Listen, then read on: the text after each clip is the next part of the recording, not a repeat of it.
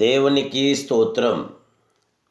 ఈరోజు శాంతి ప్రదాతకు దేవదేవుడైన యేసుక్రీస్తు ప్రభువారి యొక్క కృపగల వాగ్దానం.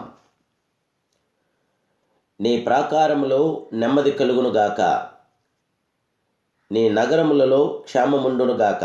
కీర్తన గ్రంథం 122 అధ్యాయం 7వ వచనం.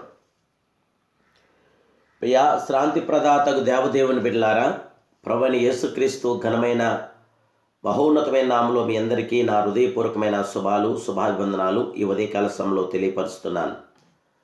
దేవాదేవుని బిడ్డలారా, మీరంతా బాగున్నారు కదూ? దేవాదేవుని యొక్క మహోన్నతమైన కృప ద్వారానే మనం సజీవుల లెక్కలో ఉండగలిగాం. ఆయన శాశ్వతమైన కృపయే. ఆయన కృప లేకుండా మనం ఒక క్షణమైనా బ్రతికేది లేదు. దేవుడు మనల్ని ఎంతో ప్రేమిస్తున్నాడు. ఆయన తన శాశ్వతమైన కృపను చూపిస్తున్నాడు. ఎన్నో ఇబ్బందులు గుండా, ఇక్కట్లు గుండా మనం ముందుకెళ్తున్నప్పుడు దేవుడు అన్ని విధాలా కూడా మనకి విజయం అనుగ్రహించి సమాధానమిస్తున్న సమాధానకర్తకు దేవుడు ఆయనే. ప్రభు మనలను ఎంతగా ఆశీర్వదించున్నాడో చూడండి. నీ ప్రాకారములలో శాంతి సమాధానం ఉండును, నీ నగరంలో నెమ్మది ఉండునని ఆ మహిమాస్వరూపుడైన దేవదేవుడు సెలవిచ్చుచున్నాడు.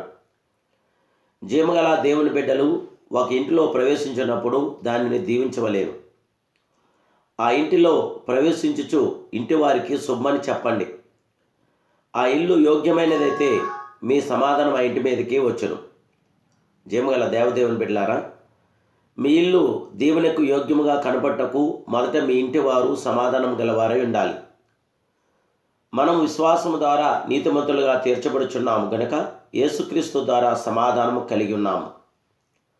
పాపములు క్షమించబడి ఉన్నప్పుడు దైవిక సమాధానంతో నింపబడుచున్నాము. కలవరి నాయకుడైన యేసు మన హృదయము అను ప్రాకారంలోకి వచ్చినప్పుడు హృదయము శాంతి సమాధానంతోనూ ఆరోగ్యంతోనూ ఆశీర్వాదంతోనూ నింపబడుచున్నది. నేడు ఎటు చూచినను కుటుంబంలో శాంతి సమాధానం లేదు. భార్యాభర్తల మధ్యన నిజమైన సమాధానం లేదు. తల్లిదండ్రులు బిడ్డల మధ్య సమాధానం లేదు. అపోస్తుడైన పౌలు రాస్తున్నాడు, అందరితో సమాధానమును పరిశుద్ధత కలిగి ఉండుటకు ప్రయత్నించండి. పరిశుద్ధత లేకుండా ఎవడునూ ప్రభువును చూడడని ఎబ్రీ 12:14 తెలియపరుస్తుంది. మీ హృదయమందును మీ కుటుంబందును మీరు సమాధానముగా కోరుకొనండి.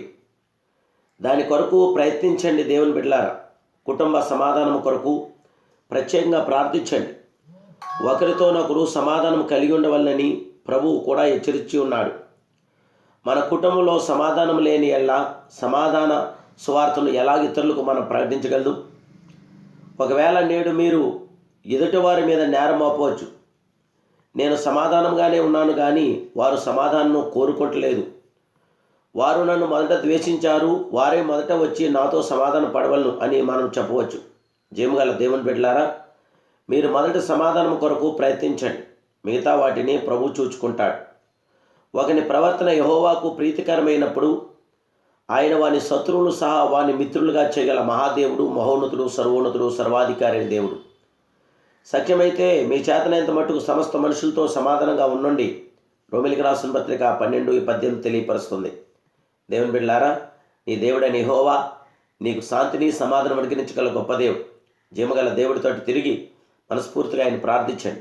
ఎవరి మనసు ఆయన మీద ఆనుకున్నో వానికి పూర్ణ శాంతి గల వానిగా దేవాదేవుడు కాపాడి బలపరిచి భద్రపరిచి జయమనుగిరిచి విజయమిచ్చి కృపలో విస్తరింపచేయగల మహాదేవుడు, మహోన్నతుడు, పరిశుద్ధుడు, పరిశుద్ధాత్ముడు. ఆయన శాశ్వతమైన కృప నేడు మీతో మీ కుటుంబ సభ్యులందరితో ఉండి మీ ప్రతి అవసరాలను కూడా ప్రభు తీర్చి మీకు శాంతిని అనుగ్రహించి నెమ్మది దయచేసి ఆయన కృపలో మిమ్మల్ని విస్తరింపచేసి మీ ప్రాకారంలో సమాధానం దయచేయునుగాక. ప్రార్థన. ప్రేమాస్వరూపుడైన మా ప్రియ శాంతి ప్రదాత, జీవప్రదాత, మీకు వందనములు, స్తోత్రములు సవీనంతో తెలియజేస్తున్నాం. రక్షక, నమ్మదగిన దేవుడవు, ఎంతైనా నమ్మదగిన దేవుడు మీరే. మీ కుమారుడైన యేసుక్రీస్తు ప్రభువారి దివ్య నామమున మీ పిల్లలైన మమ్మలను ఆశీర్వదించండి, సమాధానం దయచేయండి, నెమ్మది దయచేయండి. మీ కృపాకిరణాలు మీ పిల్లలను మాకు అనుగ్రహించి మా ఎడల మీ కృప, మీ కాపుదల, మీ కనికరం, ఆదరణ, సంరక్షణ దయచేసి మా అందరిని మీరు బలపరిస్థితిపరి జయమిమ్మని యేసునామములో ప్రార్థిస్తున్నాను పరమ తండ్రి. ఆమేన్. జీవగల దేవదేవుని బిడ్డలారా, మీ ప్రత్యేక ప్రార్థన అవసరం ఉంటే మీరు వాట్సాప్ ద్వారా మెసేజ్ చేయండి. తప్పక మీ కొరకు, మీ అవసరాల కొరకు ప్రభు పాదసన్నిధిలో ప్రార్థిస్తాం. ప్రభు మిమ్మల్ని దీవించునుగాక.